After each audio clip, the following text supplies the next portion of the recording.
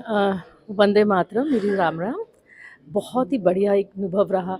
कुछ चीज़ें ऐसी थी जो मैं क्योंकि मेरा परिवार अटल बिहारी वाजपेयी जी के साथ बहुत कनेक्टेड रहा है, पर्सनल लेवल पे कनेक्टेड रहा है।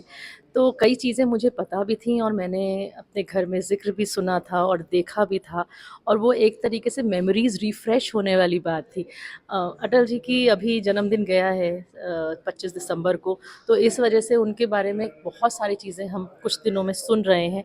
ये एक तरीके से उन सबको कलेक्ट करके हमने एक दोबारा से देखा, जैसे एक होता है ना जिस्ट होती है, ये सब वो उस तरह से मेरे सामने नज़र आया।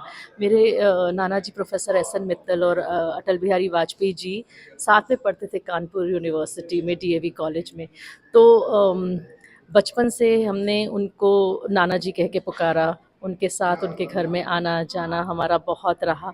तो ऐसा लगता है कि अपने परिवार के ही किसी सदस्य की बात हो रही है, और किसी बड़े की जिसको याद किया जा रहा है, और एक लेजेंड के तरह से, एक महात्मा की तरह से, एक महामानव की तरह से याद किया जाता है। शायद ही कोई ऐसे राजनीतिक रहे हों जो दिल से कवि हुए, और उनके तो जो राजनीतिक भाषण भी होते थे तो वो भी बिल्कुल कवियों वाले ही होते थे। वो कभी भी किस वक्त पे कहाँ कौन सी दो लाइनें कह देंगे वो दिल को छू जाएगी।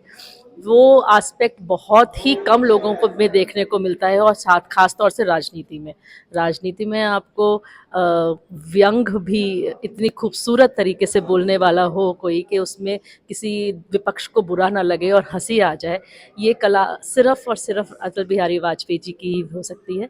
बाकी खूबसूरत पिक्चर बनी है, बहुत खूबसूरत डॉक्यूमेंट्री है। अतुल गंगवार जी ने बहुत अच्छा काम किया है, बहुत अच्छी पेशकश लेके आए हैं सबके लिए। मेरी मित्र हैं रश्मि जी, उनका भी पूरा कंट्रीब्यूशन इसके अंदर रहा। बाकी अगले अगर ऐसे ही कुछ सीरीज़ इस तरह से बनती रहेंगी तो हमें और भी अटल जी के व्यक्तित्व के बारे में जानने को समझने का मौका मिलेगा। मेरी सब सारी शुभकामनाएं उन लोगों के साथ है।